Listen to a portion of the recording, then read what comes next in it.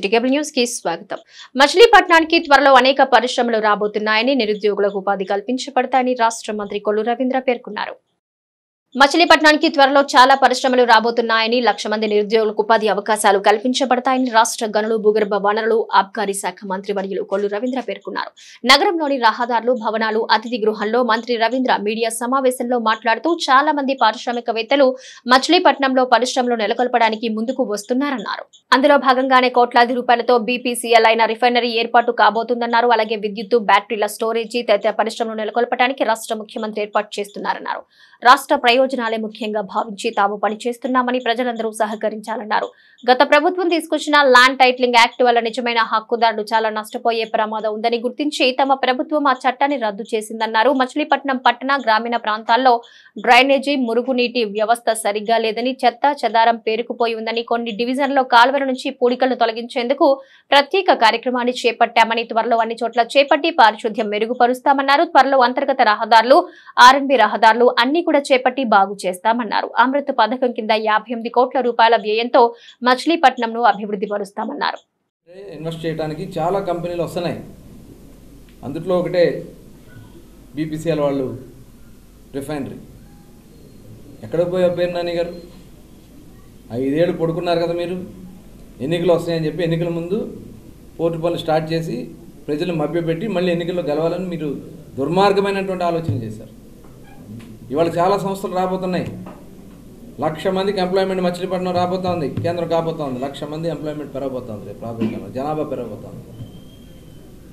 దానికి కావాల్సినటువంటి అన్ని ఇవాళ ముఖ్యమంత్రి గారు కానీ, ఇవాళ కేంద్రం కూడా మనకి అన్ని రకాలుగా కూడా సపోర్ట్ ఉంది. చాలామంది కంపెనీస్ వాళ్ళు కూడా వచ్చారు. బేరియం ఒక ప్రాజెక్ట్ ఇక్కడ పెడతామని చెప్పి ఒకళ్ళు వచ్చారు, ఇంటర్నేషనల్ ఇన్వెస్ట్మెంట్ పెడతానికి. అట్లాగే కొన్ని బ్యాటరీకి సంబంధించినటువంటి కొన్ని ఐటమ్స్ని ఇక్కడ మేము, ఎందుకంటే వాళ్ళంతా కూడా బ్యాటరీస్ స్టోరేజ్ అంతా కూడా బ్యాటరీస్ మీద నడవబోతుంది. రేపు ఈ ఎలక్ట్రిక్ స్టోరేజ్ చేయాలన్నా, ఇవాళ లారీలు నడవాలన్నా, బస్సులు నడవాలన్నా, రేపు రాబోయే కాలంలో అంతా కూడా ఎలక్ట్రిక్ మీదే బ్యాటరీ స్టోర్ చేసుకుని దాని మీద నడవబోతుంది. రేపు రాబోయే విప్లవం అదే. ఆ ఇండస్ట్రీస్ మచిలీపట్నంలో పెట్టడానికి చాలా ఇంట్రెస్ట్ చూపిస్తున్నారు. Hydrogen energy, hydrogen fuel cell, ఇవన్నీ కూడా చాలా వినూత్నమైనటువంటి ఆవిష్కరణలకి నాంది కాబోతోంది మచిలీపట్నం. మీ స్వార్థ రాజకీయాల కోసమో మీరు కానీ ఎక్కడన్నా దీన్ని అడ్డం పడాలని, లేకపోతే వాళ్ళ ప్రభుత్వం మీద అబద్ధాలు వేయాలని మీరు ప్రెస్ మీట్లు పెట్టి మాట్లాడితే పొళ్ళు ఊడిపోతాయి. దాంట్లో మొహమాటం లేదు. రాష్ట్ర ప్రజల ప్రయోజనాల కోసం మేము పనిచేస్తున్నాం. మీకులాగా స్వార్థ రాజకీయాల కోసమో లేకపోతే స్వార్థ ప్రయోజనాల కోసమో మేము పనిచేయట్లే. ఈ రాష్ట్ర ప్రయోజనాల కోసం, మచిలీపట్నం ప్రయోజనాల కోసం మేము పనిచేస్తున్నాం. దానికి సహకరించాల్సినటువంటి అవసరం రాష్ట్ర ప్రజలందరికీ ఉంది. దీన్ని తప్పుపట్టాలని ప్రయత్నించే ప్రతి ఒక్కరికి కూడా తగిన బుద్ధి చెప్తారు.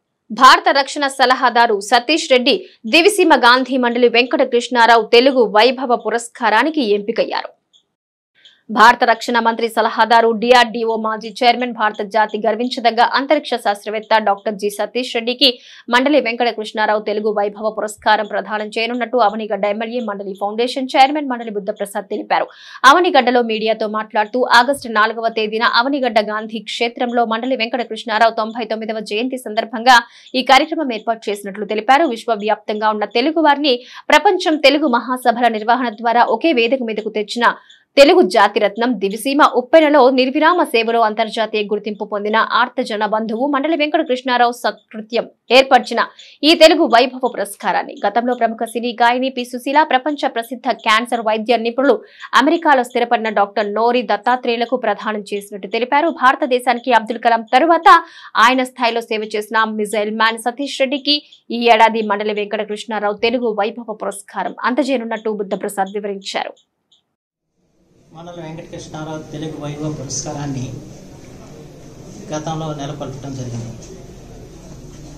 1,00,000 రూపాయల నగదు, అలాగే ప్రశంసాపత్రం, మెమెంటో ఇచ్చి తెలుగు జాతి యొక్క వైభవాన్ని నలుదిశలా చాటిన గొప్పవారిని సత్కరించాలని చెప్పిన ఆలోచనతో మండలి ఫౌండేషన్ తరఫున ఈ పురస్కారాన్ని ఏర్పరచడం జరిగింది. గతంలో సుప్రసిద్ధ గాయని గాన కోకిల శ్రీమతి పి సుశీల గారికి, అలాగే సుప్రసిద్ధ క్యాన్సర్ వైద్య నిపుణులు అమెరికాలో ఉంటున్న డాక్టర్ నూరి దత్తాత్రేయ గారికి పురస్కారం ప్రదానం చేయడం జరిగింది. ఈ ఏడాది ప్రముఖ అంతరిక్ష శాస్త్రవేత్త మిస్సైల్ మ్యాన్గా పేరు గడించిన డాక్టర్ సతీష్ రెడ్డి గారికి ఆగస్టు 4వ తేదీన మండల వెంకటేశ్వరరావు గారి 99వ జయంతి రోజున అవనిగడ్డ గాంధీ క్షేత్రంలో ప్రదానం చేయడం జరుగుతుంది. డాక్టర్ సతీష్ రెడ్డి గారు గతంలో DRDO చైర్మన్గా పనిచేశారు. అలాగే భారత రక్షణ మంత్రికి శాస్త్ర సాంకేతిక సలహాదారుగా ఉన్నారు. అలాగే ఏరోనాటిక్ సొసైటీ కూడా ఆయన అధ్యక్షుడిగా వ్యవహరిస్తున్నారు. వారు ప్రత్యేకించి అంతరిక్ష శాస్త్ర పరిశోధనలో ప్రపంచ గుర్తింపు పొందడం కాకుండా దివ్యాంగులకు చట్టపరంగా అందవలసిన పథకాల గురించి స్వచ్ఛంద సంస్థలు విస్తృతంగా ప్రచారం చేయాలని విభిన్న ప్రతిభావంతుల సంక్షేమ శాఖ అసిస్టెంట్ డైరెక్టర్ వాడ్రేవు కామరాజు పిలుపునిచ్చారు. దివ్యాంగులకు చట్టపరంగా అందవలసిన పథకాల గురించి స్వచ్ఛంద సంస్థలు విస్తృతంగా ప్రచారం చేయాలని విభిన్న ప్రతిభావంతుల సంక్షేమ శాఖ అసిస్టెంట్ డైరెక్టర్ వాడ్రేవు కామరాజు పిలుపునిచ్చారు. దివ్యాంగులకు అవసరమైన సదరన్ సర్టిఫికెట్లు, రైల్వే, బస్ పాస్లు, గృహ నిర్మాణం, రుణాలు తదితరమైనవి సక్రమంగా అందించేందుకు క్షేత్రస్థాయిలో అంగన్వాడీలు, ANMలు కృషి చేయాలన్నారు.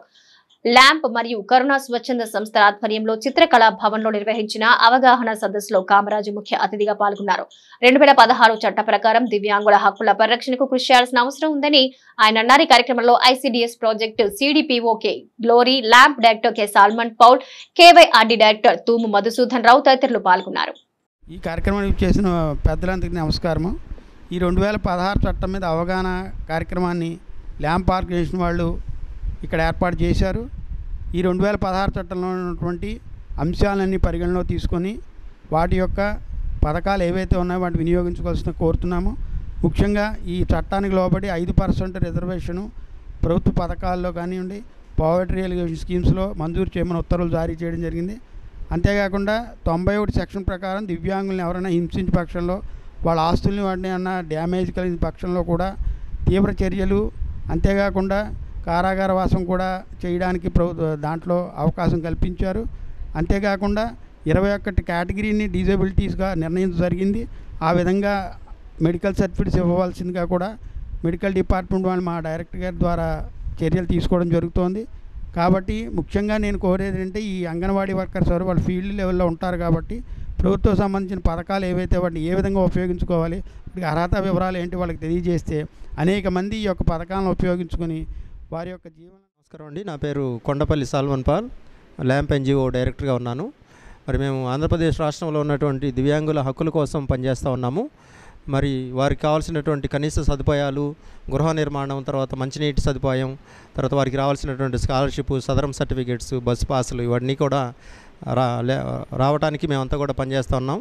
ఇతర సంస్థలన్నిటి సహకారంతో, ఇక్కడ స్థానికంగా ఉన్నటువంటి KYRD సహకారం, మధుసూదన గారి సహకారంతో, అధికారుల సహకారంతో వాళ్ళ యొక్క హక్కుల కోసం పనిచేయడం జరుగుతుంది. ల్యాంప్ సంస్థ ద్వారా దివ్యాంగులకి వాళ్ళ హక్కుల గురించి, వాళ్ళకున్న చట్టాల గురించి, అలాగే ప్రభుత్వ పథకాల గురించి అవగాహన కల్పించడానికి ఈ కార్యక్రమం ఏర్పాటు చేసి ఉన్నారు. మరి దివ్యాంగులు అయిన తర్వాత మరి వాళ్ళకి కల్పించే అవకాశాలు ఈ చట్టాల కన్నా వారు దివ్యాంగులు అవ్వకుండానే మరి కేర్ తీసుకోవాల్సిన అవసరం ఎంతైనా ఉంది. పిల్లలు మరి తల్లి గర్భంలో ఉన్నప్పటి నుంచి మరి ఈ జాగ్రత్తలు తీసుకున్నట్లయితే పుట్టిన వెంటనే వారికి ఏమన్నా మరి లోపాలు ఉన్నాయేమో గమనించి మరి వాటిని చిన్నతనంలోనే సరిచేసినట్లయితే మరి ఈ రకంగా డిజేబిలిటీ వాళ్ళల్లో డెవలప్ అవ్వకుండా ఉండే అవకాశం ఉంది. కాబట్టి మరి ఈ దిశగా కూడా ప్రయత్నం చేసి చిన్నతనంలోనే ఉన్న లోపాలని గుర్తించి జిల్లాలో ప్రమాదాల నివారణకు వాహనదారులు ప్రతి ఒక్కరూ హెల్మెట్ ధరించడంతో పాటు సీట్ బెల్ట్ వేసుకోవాలని జిల్లా కలెక్టర్ DK బాలాజీ పిలుపునిచ్చారు. నగరంలోని కలెక్టరేట్ ప్రాంగణంలో రవాణా శాఖ ఆధ్వర్యంలో కలెక్టరేట్ ఉద్యోగులకు శిరస్త్రాణం ధరించడంపై అవగాహన కార్యక్రమాన్ని నిర్వహించారు.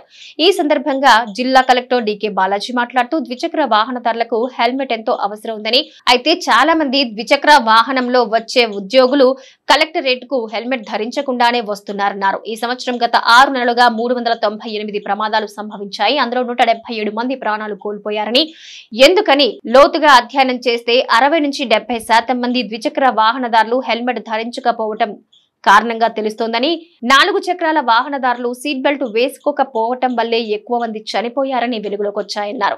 జిల్లాలో ఇకపై రహదారి ప్రమాదాలు తగ్గించడంతో పాటు ప్రాణ నష్టం తగ్గించడానికి సీట్ బెల్ట్ పెట్టు మరణం ఆటకట్టు అనే నినాదంతో ఒక ప్రత్యేక కార్యక్రమాన్ని కట్టుదిట్టంగా చేపట్టడం జరిగిందన్నారు. ఇందులో భాగంగా ప్రజలకు అవగాహన కలిగించేందుకు ముందుగా కలెక్టరేట్ లో ఈ కార్యక్రమానికి శ్రీకారం చుట్టామన్నారు. చాలా మందికి హెల్మెట్ లేదని గుర్తించి వారికి అపరాధ రుసుము చెల్లించాలని కోరడం లేదని, హెల్మెట్ ఉందన్న వారికి వారి పేరు వివరాలు నమోదు చేసుకుని సాయంత్రంలోగా హెల్మెట్ చూపించిన వారికి బండి తాళాలు అందజేయాలన్నారు. ఈ కార్యక్రమంలో డిటిసి పురేందర్, ఎంవీఐలు సోని ప్రియా, సిద్దిక్, సంగీతరావు, ఏవీఐలు, ఏఎంవీఐలు లోక్నాథ్, సత్యనారాయణ, కలెక్టరేట్ ఏవో నాంచారయ్య తదితరులు పాల్గొన్నారు. సమగ్రంగా డీటెయిల్గా రివ్యూ తీసుకోవడం జరిగింది. దీంట్లో తెలిసిందేమంటే ఇప్పుడు గత 6 నెలల్లోనే 2024లోనే దాదాపు 398 ప్రమాదాలు సంభవించగా దాంట్లో 177 మంది ప్రాణాలు కోల్పోయారు. దీంట్లో ఎందుకు ఎక్కువ మంది ప్రాణాలు కోల్పోతున్నారని కొద్దిగా లోతుకు వెళ్ళి అధ్యయనం చేస్తే వెలుగుకు వచ్చేది ఏమంటే 2 విషయాలు. 2 వీలర్లో వెళ్లే వాళ్ళు హెల్మెట్ పెట్టుకోకపోవడం వల్ల ఎక్కువ మంది చనిపోతున్నారు. 4 వీలర్లో వెళ్లే వాళ్ళు సీట్ బెల్ట్ పెట్టుకోకపోవడం వల్ల ఎక్కువ మంది చనిపోతున్నారు అనేది తెలిసింది. ఈ భాగంగా మన జిల్లాలో రోడ్ యాక్సిడెంట్స్ వల్ల జరిగే ప్రమాదాన్ని తగ్గించే దానికోసం, ప్రాణ నష్టాన్ని తగ్గించే దానికోసం సీట్ బెల్ట్, హెల్మెట్ పెట్టు మరణాన్ని ఆటకట్టు అని ఒక చిన్న ప్రోగ్రామ్ని డిజైన్ చేయాలి అని అనుకుంటున్నాము.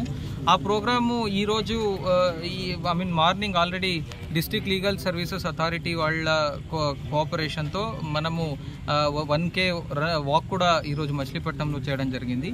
దీంట్లో భాగంగా మనము పబ్లిక్కి అవేర్నెస్ కల్పించి పబ్లిక్లో ఈ హెల్మెట్, సీట్ బెల్ట్ ఎన్ఫోర్స్ చేసేదానికన్నా ముందు ఫస్ట్ మనం ఇంటిని చెక్కదిద్దుకోవాలి అనే ఉద్దేశంతో కలెక్టరేట్లో ఈరోజు ఎవరెవరు స్టాఫ్ హెల్మెట్ వేసుకొని వస్తున్నారు లేదు అనేది నిశ్చితంగా పరిశీలించి ఎవరెవరు ఈరోజు హెల్మెట్ వేసుకొని రావట్లేదో వాళ్ళందరికీ కూడా మేము ఇక్కడే హెల్మెట్ కొనిస్తున్నాము. ఇది మాది రిఫార్మేటివ్ అప్రోచ్, ప్యూనిటివ్ అప్రోచ్ కాదు. అంటే ఊరికే ఇంకొకరి పైన మేము వాళ్ళకి ఒక పెనాల్టీ వేయడం వల్ల, శిక్ష పెట్టడం వల్ల దీనికి సమస్యకి పరిష్కారం రాదు.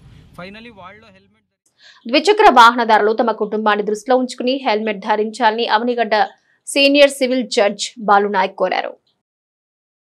ద్విచక్ర వాహనదారులు తమ కుటుంబాన్ని దృష్టిలో ఉంచుకుని హెల్మెట్ ధరించాలని Avanigadda senior civil judge Balu Nayak కోరారు. రాష్ట్ర లీగల్ సర్వీస్ అథారిటీ, జిల్లా లీగల్ సర్వీస్ అథారిటీ అవనిగడ్డలో గురువారం మండలం లీగల్ సర్వీస్ అథారిటీ ఆధ్వర్యంలో న్యాయవాదులు, పారాలీగల్ వాలంటీర్లు, పోలీసులు, విద్యార్థులతో కలిసి హెల్మెట్ ధారణ ఆవశ్యకతపై అవగాహన ర్యాలీ నిర్వహించారు.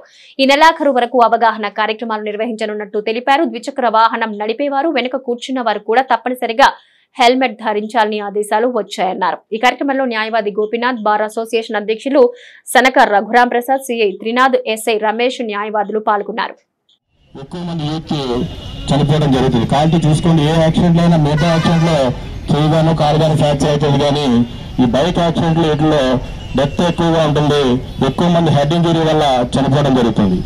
అలాగే మనకు మనిషి విలువ తెలియట్లేదు అనడానికి ఒక ఉదాహరణ చెప్తాను. మన తల్లిదండ్రులు, మన తల్లిదండ్రులు, మీ తల్లిదండ్రులు మిమ్మల్ని పెంచి పోషించి 21 సంవత్సరాలు, 18 సంవత్సరాల వరకు ఒక యువకుడిగా మిమ్మల్ని ఈ దేశానికి ఇస్తున్నారు. కానీ మీరేం చేస్తున్నారంటే అది యొక్క విలువ తెలియక, అంటే మీ తల్లిదండ్రులు మిమ్మల్ని 18 సంవత్సరాలు పెంచాలి అంటే వాళ్ళు ఎన్నో త్యాగాలు చేసి, ఎన్నో వాళ్ళ యొక్క ఆశలు మీ మీద పెట్టుకుని మిమ్మల్ని పెంచుతున్నారు. కానీ మీరు ఆ విలువను మర్చిపోయి కేవలం బైకులు అంటే ఎలా నడపాలో తెలియదు. మనం బైక్ని యాక్చువల్గా మన అవసరానికి వాడుకునే బైక్ని మన యొక్క జీవితాన్ని మార్చేస్తుంది. అంటే మీరు చనిపోతే మీ ఇంట్లో ప్రత్యేక డ్రైవ్ ఈ రోజు మనం నిర్వహించుకుంటున్నాం.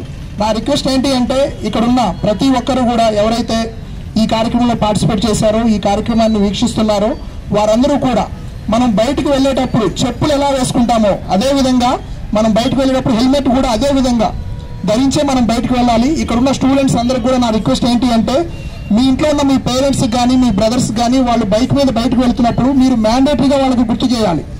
మీ ఫాదర్ కానీ మీ బ్రదర్స్ కానీ వెళ్తున్నప్పుడు, ఎవరైనా మీ ఇంటికి వచ్చినప్పుడు మీ రిలేటివ్స్ బైక్ మీద 2 వీలర్ మీద వాళ్ళకి మీరు గుర్తు చేయాలి. అది మీ రెస్పాన్సిబిలిటీ.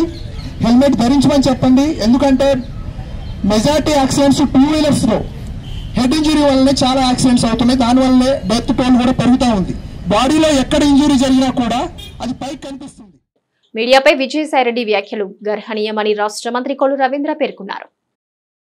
మీడియా సంస్థల యాజమాన్యాలు, మీడియా ప్రతినిధులపై వైసీపీ రాజ్యసభ సభ్యులు విజయసాయిరెడ్డి చేసిన వ్యాఖ్యలను రాష్ట్ర గనులు, భూగర్భ వనరులు మరియు ఎక్సైజ్ శాఖ మంత్రి కొల్లు రవీంద్ర తీవ్రంగా ఖండించారు. తనపై వచ్చిన ఆరోపణలకు సమాధానం చెప్పలేక మీడియా సంస్థల యాజమాన్యాలు, మీడియా ప్రతినిధులపై అనుచిత వ్యాఖ్యలు చేయటం గర్హనీయమన్నారు. వైఎస్ఆర్ కాంగ్రెస్ పార్టీలో విజయసాయిరెడ్డి కళ్లు కామంతో మూసుకుపోతే అవినీతి సొమ్ముతో పేర్ని నాని కళ్లు మూసుకుపోయాయని మంత్రి కొల్లు రవీంద్ర విమర్శించారు. ముఖ్యమంత్రి చంద్రబాబు నాయుడు నెల రోజుల పాలనపై పేర్ని నాని చేసిన విమర్శలపై రవీంద్ర స్పందించారు. నెల రోజుల్లో ఏం చేశామో కనిపించడం లేదా అని పేర్ని నానిని ప్రశ్నించారు.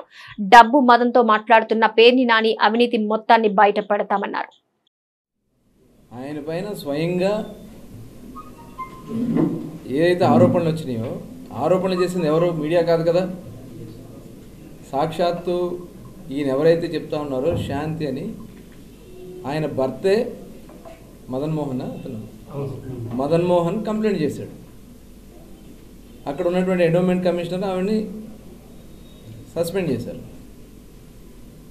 దాని మీద విశాఖపట్నం దాకా పరిగెత్తుకెళ్ళి విశాఖపట్నంలో ప్రెస్ పెట్టి, అంటే అక్కడ భయపెట్టాలని,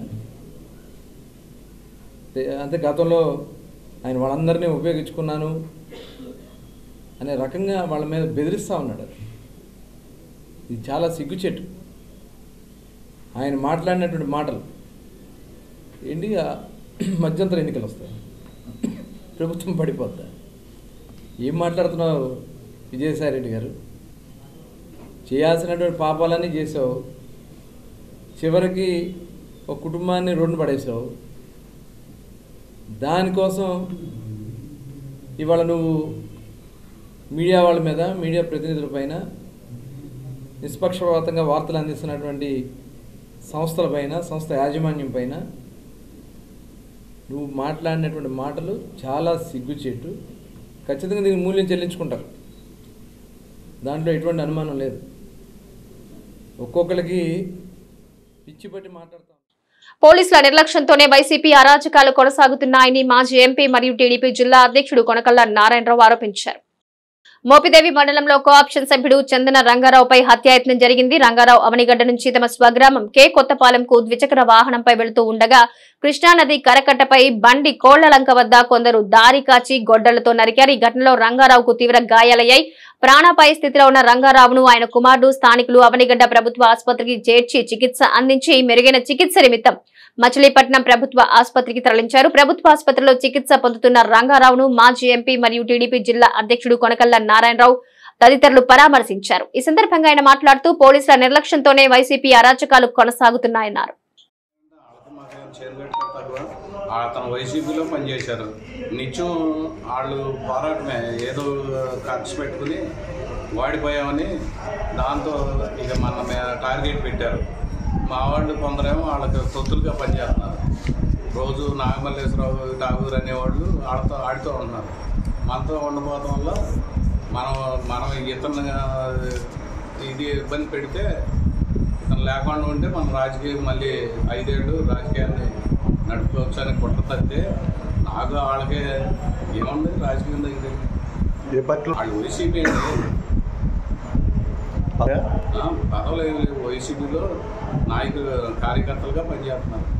అంటే మాకు ముందు ఆవిడ బుద్ధప్రసాద్ గారు 2014 నుంచి 19 వరకే పంచాయతీ ఎన్నికలప్పుడు సపోర్ట్ చేయకోకుండా నేను ఎంపీటీసీగా పోటీ చేశాను.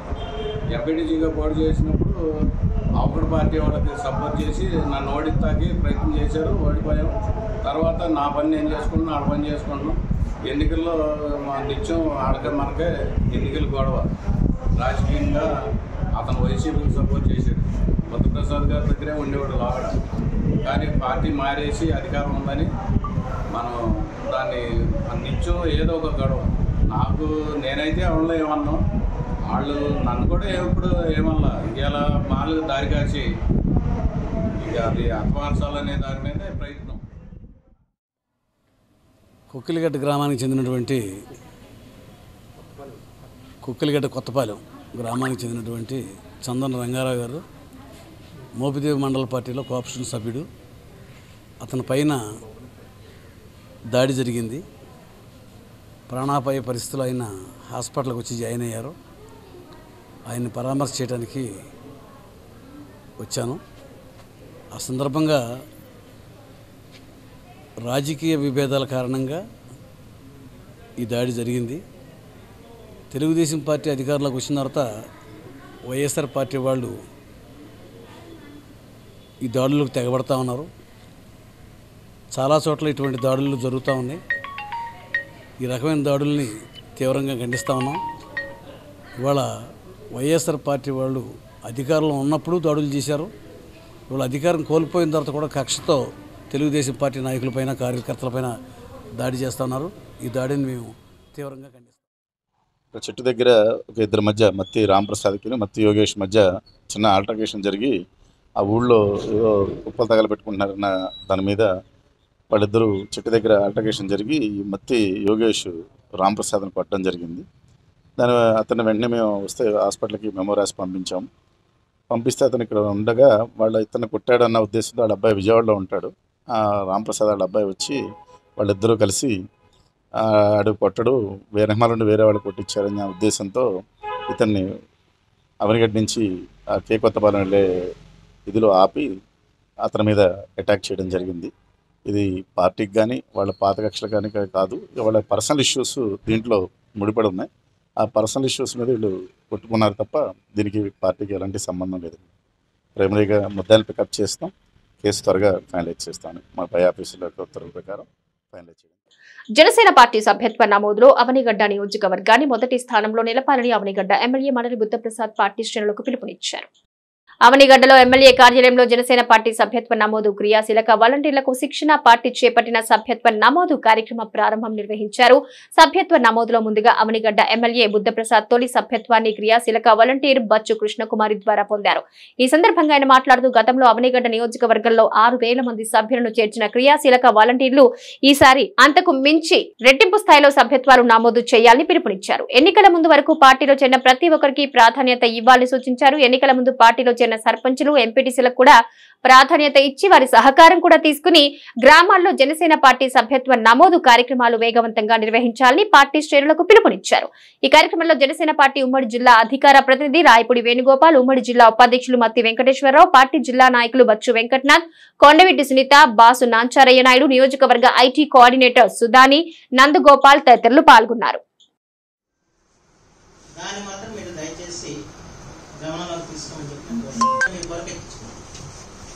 ఆయన ఏం చెబుతున్నాడు అన్నది ఆలోచించుకుని దాన్ని శిరసా వహించి నడవాల్సిన బాధ్యత జన సైనికులు ఉంది. దాన్ని ఆచరించాల్సిన బాధ్యత నా మీద ఉందని చెప్పడం ఎటువంటి అక్రమాలకి అవినీతికి మనం దూరంగా ఉండాలని చెప్పి పదే ఆయన చెబుతున్న విషయం మనం గుర్తుంచుకోవాలి.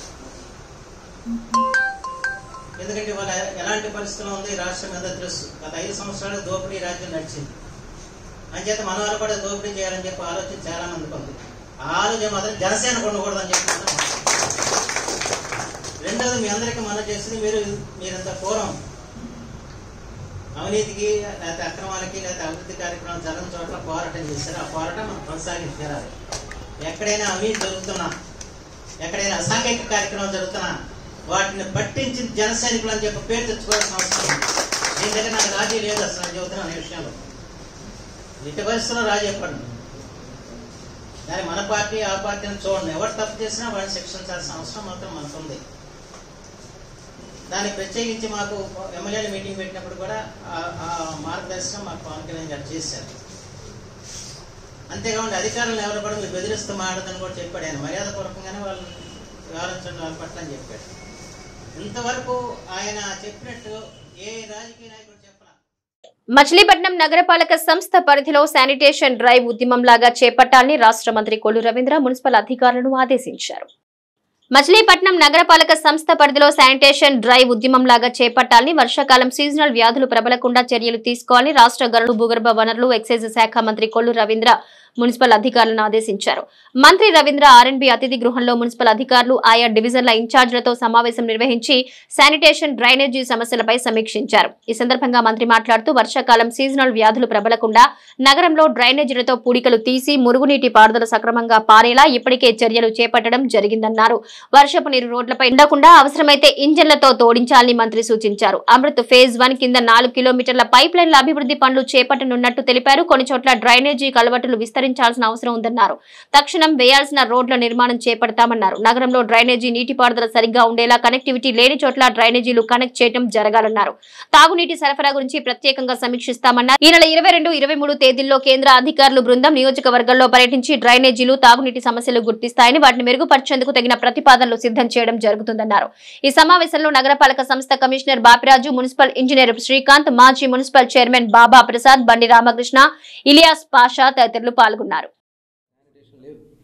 డ్రైనేజీలు, పార్ట్ల చెత్త చెదారం, దోమలమయం, టోటల్ దీని మీద డ్రైవ్ తీసుకున్నాం. ఇప్పటికీ 18 డివిజన్లో ఈ డ్రైవ్ పూర్తయింది.